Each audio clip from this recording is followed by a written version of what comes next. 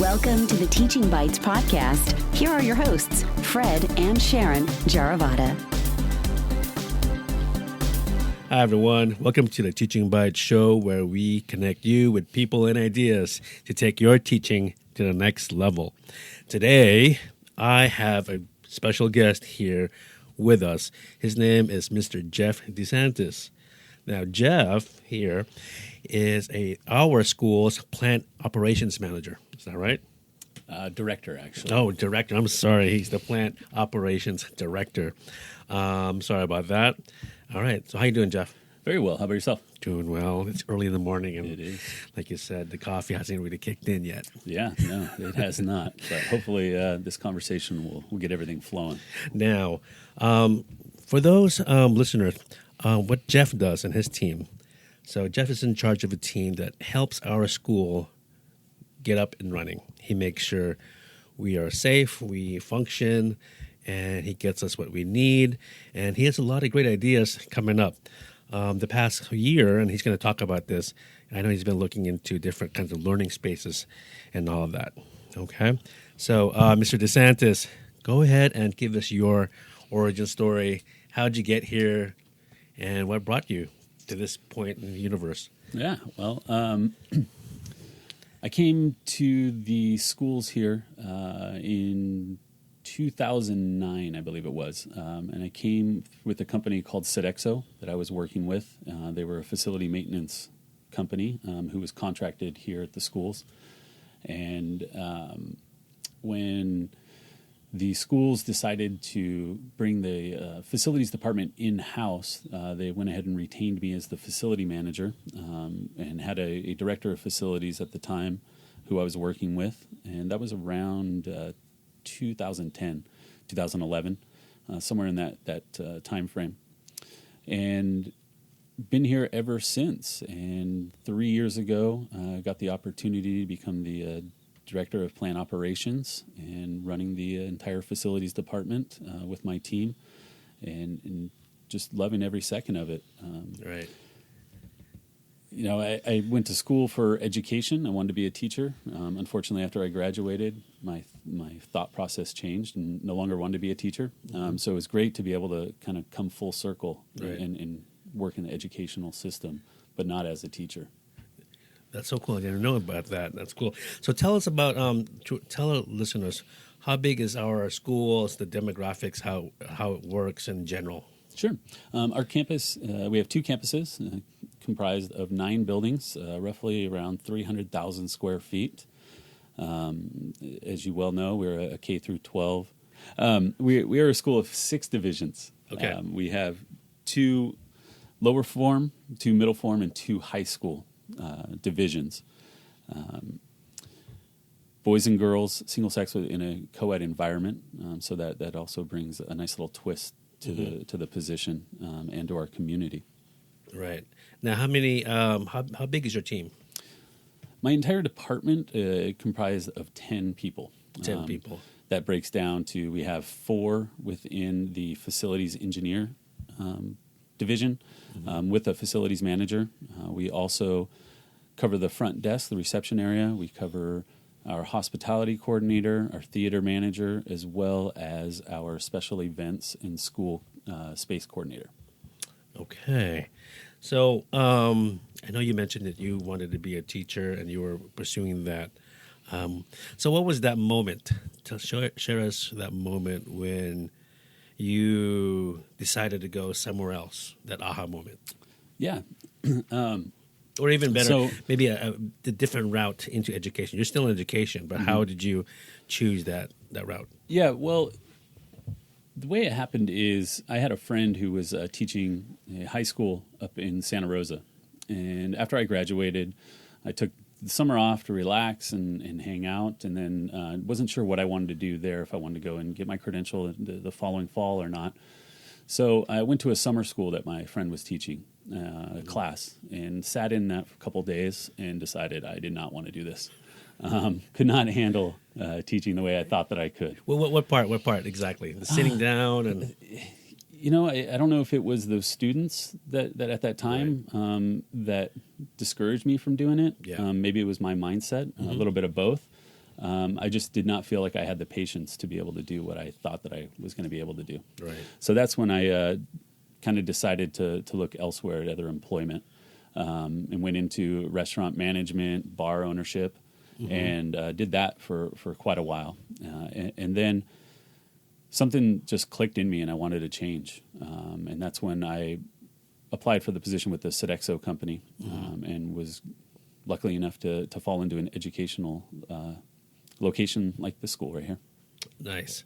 Okay, so can you go deeper about being the director of the school, plant operations director, and what you do, and explain to our listeners, especially us teachers. We don't see that stuff. We don't really get to know what's going on, and a lot of times we take that for granted. Mm-hmm. Can you share some insights? Yeah, there's a lot of different working components to this position. I would say that the main component is the daily operations of the school. As I like to say when I meet new people, I make sure the lights come on and the toilets flush and everything else in between those right. that you can fill in the blank. But definitely providing a space and a campus that is safe and secure for not only students but faculty and employees, and as well as making sure that our entire campus lives up to the potential that it has. And that is something that has changed over the last few years with our space renovations. Right. And I know, sorry to butt in, but also our schools are old buildings also. And that's a challenge, right? Yes. The average age of our buildings is around 90 years old. Mm-hmm. We're made up of 4 old mansions, single-family home mansions. Right. Here in San Francisco. In San Francisco. So now having 50 to 100 students, as well as faculty in those buildings, creates issues when you're talking plumbing, you're talking electrical, and those needs, and creating a space that doesn't look like a converted bedroom into a classroom. So those are challenges that we face every day. Okay, so those are the challenges. Now, what are some interesting things that the average teacher wouldn't know? What's the average stuff that your workflow, or what goes on in the background?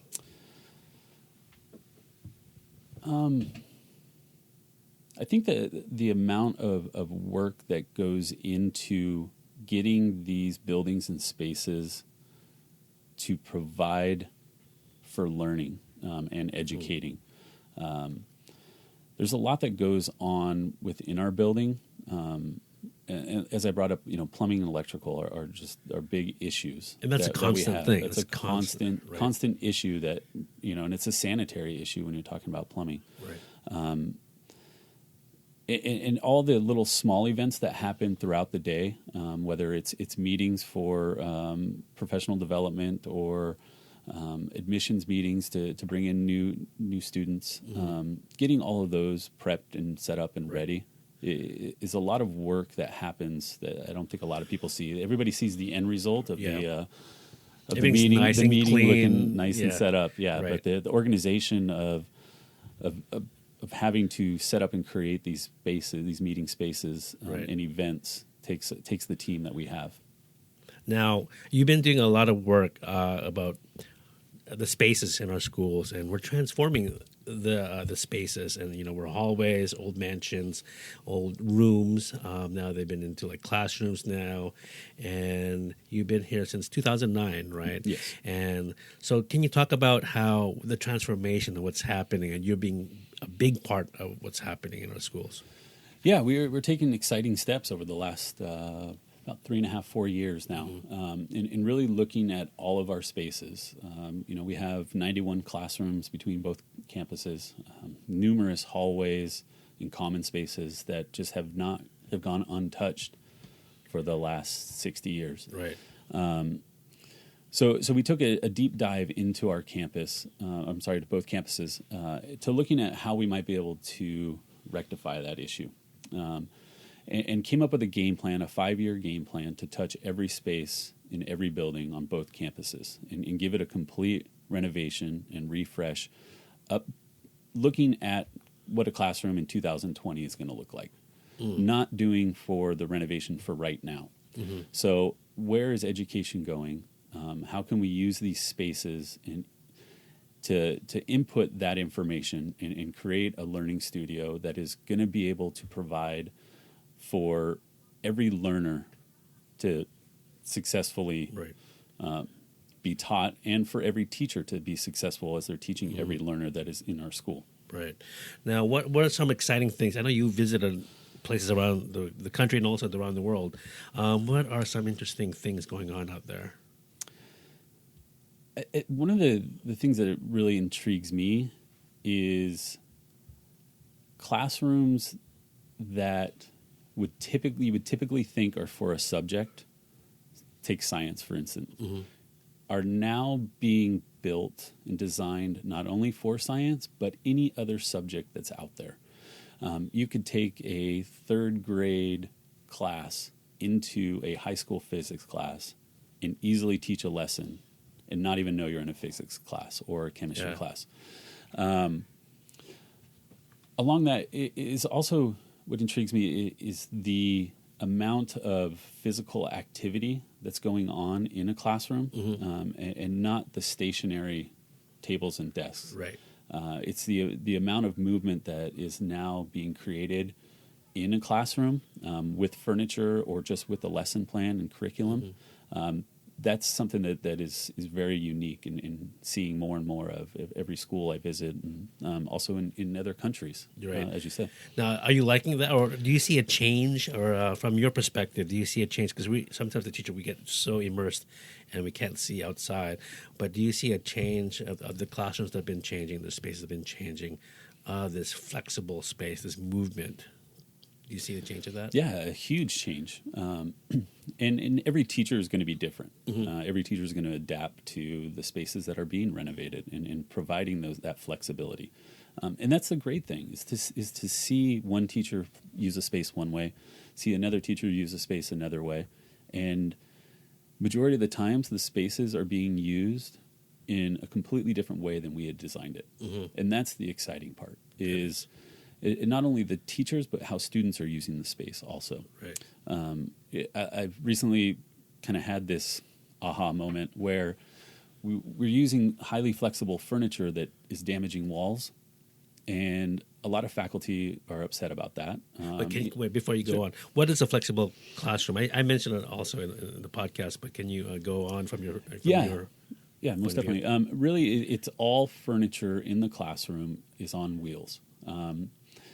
Highly flexible classroom does not have a front of the classroom. Every wall, every point in that room can be used for some sort of educational purposes. Yeah. And we're not looking at one focal point of a room as the center. Students can do a 360, they can do a 180, and to be able to collaborate with another student, or can get up and easily move from one side of the room to the other side of the room and continue a conversation, continue a lesson plan that they may have been doing on another side. Or one lesson happens on one side of the room and you have another lesson happen on another side of the room. So you have the continued lesson plan throughout the space. So what's the challenge with that when you're designing a space like that? What's the challenge? For us is, as we mentioned earlier, we're living in houses. So a lot of these rooms were bedrooms. They were closets. They were servant quarters.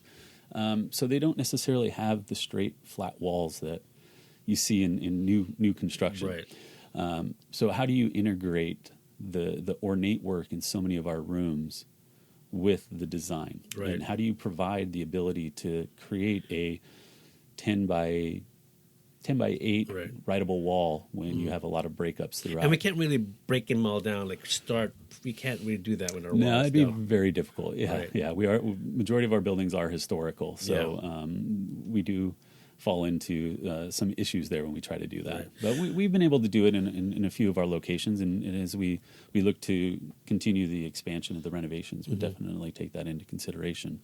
Well, you guys are doing a great job, because I like the contrast when I walk into some of the kindergarten rooms or the other rooms, second grade. I like the contrast of the old and the new stuff, what's happening. Yeah. It's really cool how the contrast like that. Yeah, I agree. I think the contrast is good, and I think it allows for more of the acceptance of these renovations that are happening. Right. When you see a traditional classroom, which we still have, and we have plenty of them. Right. And traditional classrooms aren't bad. Right. I mean, it's really how the faculty member is using that space. And so when you look at the newly renovated spaces and you look at the traditional spaces, per se, and you have those two faculty members talk, you get the excitement from that person who doesn't have the renovated space yet of, okay, now how can I look at my space and work with the confines that I have to make it a flexible space until I'm renovated. And I hear a lot of those conversations going on, and that's great. That's great. Okay, so tell us an oh well moment, something that you're doing or something you've done, and then you realize, forget it, this is not going to work. Share an oh well moment with us. Wow, there are a lot, and I think as we're doing these redesigns and renovations, it happens every year. One of the biggest renovations we did was of our elementary library, and we had a lot of hiccups in that. And once we got that online and completed, about 3 months later, found some products that really would have set that space off and allowed for that space to be as functional as possible. Right. And that was oh man, I wish we hadn't spent all that money, because Right. I could easily change this in a heartbeat and make this space extremely flexible, more conducive for learning, and really live into the vision that we had when we originally designed the space. So that was one of my biggest, oh well, what are you going to do? Right. Moments. And there's little ones throughout in every space, Yeah. and a lot of them have to do with furniture choices. We experiment with a lot of furniture choices. Right. And we have to, given the size of our learning studios, some being large, some being small. And sometimes furniture just doesn't work in a space that you think it's going to work. Right. And some of it has to do with the faculty member and how they are teaching, their style, and some of it has to do just with the room space itself. But as long as we take that information moving forward, it will be successful and continue with the designs. So with other schools and teachers, they're considering transforming their traditional classroom into more of a flexible space. Any advice for them to watch out for? I would think that my advice would be, know that what these redesigns are doing is to provide you the best space possible to touch each learner that you have in your class. Know that also we connect with a lot of faculty members. We create these cohorts before we do. How many faculty do we have? We have about 150? I want to say it's around 180. 180, okay, yeah. So close. Yeah, we create these cohorts when we look to redesign spaces, grade levels, programmatic Right. spaces, so that we get all the aspirations that faculty members have. Yeah. So this isn't just some shotgun job. Right. We definitely talk to everybody who's in the space. And that's the key, right? Yeah, it's definitely the key. It's having that empathy Yeah. for faculty, because it's a big change. And they're going to be ones living in it. They're going to be the ones living in it, and they're the ones that are going to be uncomfortable in it. And Right. being uncomfortable isn't a bad thing to me. I think that's a good thing. That's where the challenge comes out Right. For all of us. So my biggest advice is know that we are talking to everyone Right. about these. We're not just going in there and with a sledgehammer and doing what we want to do. There is some meaning behind all of this, Yeah. and science behind all of it as well. Right. Okay, so I know you have a team and moving on, but I want to ask questions about that also, about how the workflow of that. But how do you? Or what's your favorite mantra? What's your favorite quote right now? Right now, it's one that just recently read, actually, and it's from Sir Ken Robinson, his Creative Schools book. And he said, many schools are organized as they are because they've always been that way, not because they must be. And I take that and I put that into these redesigns. Why are we still having a front of a classroom? Why are we still having stationary desks and chairs? Because it's been like that. Because it's been like that forever, right? Right. Yeah. It's the Industrial Revolution. One-way thinking. It's just one way. Teacher delivers all the information, right? Yeah. So that quote is it's really stuck with me since I read that book, and kind of been my mantra moving forward. Is let's not look at how things have always been done, but let's look how we can do them to the best of our ability. Right. And what can I do to give you that? Okay. So you mentioned his book. Is there any other books or movies or even videos out there that you that inspires you besides the Ken Robinson book? There are, but my biggest inspiration is I have an 11-month-old son, and that's my inspiration. He's a Packers fan too, right? He is. He's a huge Packers fan. Oh, by the way, Geoff, thank you for giving my son his Packers uniform, and it's pretty cool. Yeah, of course. He's a 49er fan, but yeah, now he's a Packer fan. Now he's a 49er fan? Uh-oh. No, he's wearing his color, was it green and yellow? Yeah. Pretty proudly still. Good. But yeah, his education is going to be something that very few are thinking about right now. But I want to start thinking about that and thinking about using him as my inspiration for any of these designs. Right. What do I want his classroom to look like? What will his classroom look like? Right. Will he even be in a classroom? Right. And take those ideas and try to implement them. That's a big change when we have kids now, and it's like, okay, what do we want for them, right? And it's just not accepting what's there right now, but looking for the best. Yeah. Right. And then I'm actually when my boys were born, also it's like boom, it's like okay, now it's I love teaching and it's personal, but now it's a little more personal, right? Oh yeah, it's highly personal. I take design concepts home and create walls for him to play with and just see how that works out. That's as awesome, somebody as young as he is, and it can manipulate it throughout the years. Right. And how can we take that and put it into these learning studios? Okay, so now you work with a team of about 10 people, right? And then, so what's the workflow like? How do you communicate with them, or what's your favorite tool with working, at least in a school like this? What's your favorite tool right now? The tool that we use and we've used for about the last 5 years is called School Dude. It's a ticketing system. It's used for work orders. It's used for space reservations as well as hospitality requests. And previously, we were just a paper and pen school, right? Which can create a lot of issues with not only being lost, but clarity in direction, timestamp, lack of timestamp.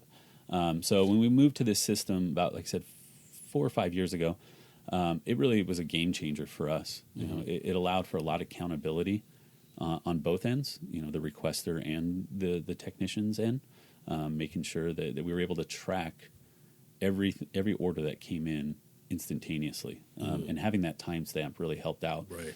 I think for the end user, a teacher or a staff member, them having the ability to be notified when one of their requests has been started or been completed, that helps a lot. Helps out a lot because having that little bug in the back of your head, wondering when it's going to get done, is a nuisance that we don't want to bring onto an already busy faculty or staff member. It's nice to be acknowledged, right? Yeah, exactly. So where do you get ideas? What resources do you get ideas from? Internet, yeah. Twitter, right? Blogs, great podcasts like the Teaching Bites. Thank you. You're a loyal listener. I am a loyal listener. I got to talk about the title though. I was a little confused on the title. The Teaching Bites. Yeah. I was thinking of Reality Bites. Oh, okay, the movie, yeah. But well, yeah, it's kind of like that. Teaching does bite sometimes. It does bite you back, and bites hard. But that's when we got to bite back. Yeah. All right. So a lot of blogs, a lot of podcasts. Favorite podcast besides our podcast? What do you listen to? Love TED Talks. Right. My favorite podcast is Bill Simmons. Okay, that's I'm my not man. a listener, but yeah, that's a good. He brings a lot of lot of different perspectives. Now, what does he do quickly with that? He's a sports, sports anchor. Yeah. He had Chris Sacca the other day, and man, just tremendous just to hear that guy's story and where just we're going as a world, technologically. It's kind of scary, but kind of exciting at the same time. The robots are coming. Yeah, right? exactly. Okay, so what motivates you through your whole day? Because every time I walk in, you're running around, checking your phone. When I'm leaving, you're running around, checking your phone. How do you get through that? What motivates me is as I'm walking around our campuses and watching students interact in a classroom together and having that ability to quickly interact with these flexible spaces. Right. That's what really jazzes me.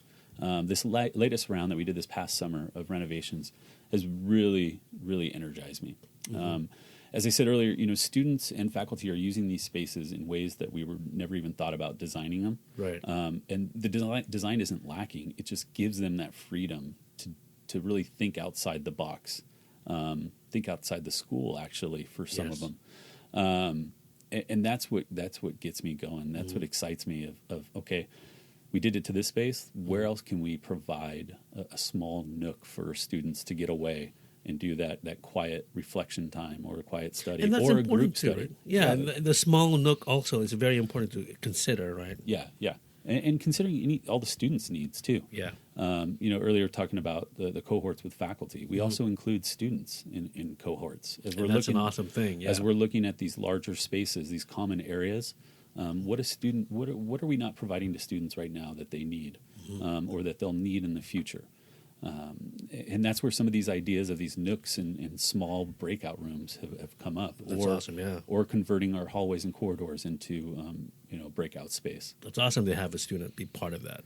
They're the end user, right? They're the end user. That's all that matters. They're the goal, yeah. Yeah, that's all that matters to me is at the end of the day, are we giving the proper product to the students? Okay, so that's what motivates you. Now, would that be part of your ta-da moment, or is there another ta-da moment? Can you share? I think just the fact that the possibilities that I've seen are now becoming realities.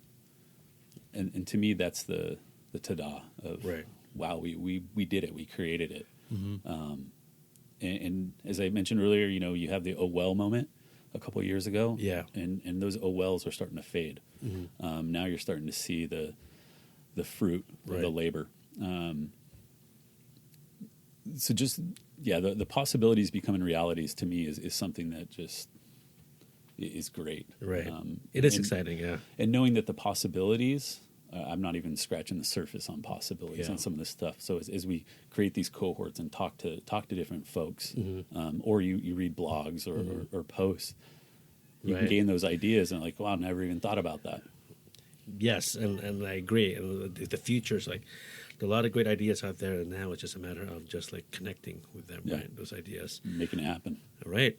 Now, what are you excited about coming up? Besides that, is there anything else is there a trip coming up or another project you're going to be looking at, or is there a new way of designing a space or whatever? Yeah. What's exciting? It's exciting to me is one of my passions is how do we activate our hallways and corridors and outdoor spaces to be educational spaces. So really doing a lot of investigation into interactive walls and corridors, possibly even some gym equipment, workout equipment in hallways, just to get students physically going, to get that blood flow, to activate the brain. Wow, okay, yeah. And that's what really gets me going. Right. One of my dreams is to have stationary bikes throughout the hallways. That's cool. I never thought about that. That conduct electricity. Oh wow, yeah. So maybe in a language class you're learning about food. So you learn about the food in the classroom. You make the batter. You make whatever, and you go out to the stationary bike, and that's where you cook it on a griddle. So now you're learning about electricity, how to create electricity. You're learning about the food. You're learning about the culture. You're learning about measurements, which is very important once you get out into to college and your own place is the difference between a tablespoon and a teaspoon. Anybody who's done that with salt knows that's a big mistake. But that's what, looking into those kind of ideas and how can we activate those spaces that just go unused. And with us in our buildings, we have quite a few of those spaces. I like that. I never thought about that. Stationary bikes. That's really cool. Okay. Share with the listeners some time-saving tips. How do you save time? What's your time hack? Don't try to multitask. What do you mean? Just create a list and knock it out one by one. Don't try to skip from one as you're doing one. Try to do another. And I don't know. I've tried that technique to multitask, and it just doesn't work. It doesn't work. Things get lost. Right. To me, that's just been my biggest time saver. Is creating lists and just checking them off, doing them right in order. Yeah. And not trying to jump around. Now, do you prioritize what goes on top and so on, right? Yeah, everything's prioritized. Yeah. And I think that kind of that thought process comes from the construction side. You can't, construction is very 1, 2, 3. Right. While you're doing one, you're definitely planning for 6, 7, 8. Yeah. But you can't jump to it. So, I've taken that kind of mentality into just my daily work. Is there an app you use for that, or no? Straight up old school notepad. Yeah, that's good, and I like that. I like using the old school stuff because the writing part is important. The writing part, yeah. I mean, everything's connected to writing. Your memory is connected to that, and the typing part just gives off. All right. So before we wrap up, what's your best advice to teachers? Or let me back it up. What's the best advice you ever received? And at the same time, what's the best advice you give people in schools? It's corny. Go for it. but for me, it's don't be afraid to fail. We're all going to fail. I've failed my fair share of classes as I was growing up. You mentioned the oh well fail earlier. Own those fails. If you don't own them, then you're not gonna learn. You'll make that mistake again. So owning them. Advice to faculty or anybody in education is don't be afraid of change, because change is coming. It's already came. And what are you going to do with that change? And how can you adapt to that? You got to remember that we're all in this business for one reason, and that's the students, for them to succeed. Putting our agenda to the side, and let's think about the students and how can we give them the best education possible. And it's not just the curriculum, it's the space as well. Those two go hand in hand, and we all need to understand that and live within that too. And that's the goal. That's the main goal, right? Yeah. Okay, very cool. Okay, so Geoff, so how can people get in touch with you? They want to connect with you with your great ideas that you just shared, and they want to learn more. Yeah, you can find me on Twitter at Geoff De Santis, GeoffDesantis. Email is first name, GeoFF.lastname, DESSANTIS at sacredsf at sanfrancisco.org. All right. Yeah, love any ideas anybody has. Share them. Cool. Yeah, please, if you are an educator out there or someone that's working in schools and trying to transform your school, please get in touch with Geoff, because he's been through it, and he has a lot of good ideas, and he is looking into the future right now for us. Any shout-outs, Geoff, before we sign off? No, just thanks for having me on. Excited to hear myself when I'm listening to your podcast. Thank you, man. I appreciate it.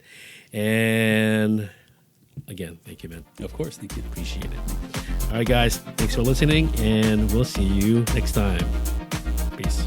Thank you for listening to the Teaching Bites podcast at www.teachingbites.com.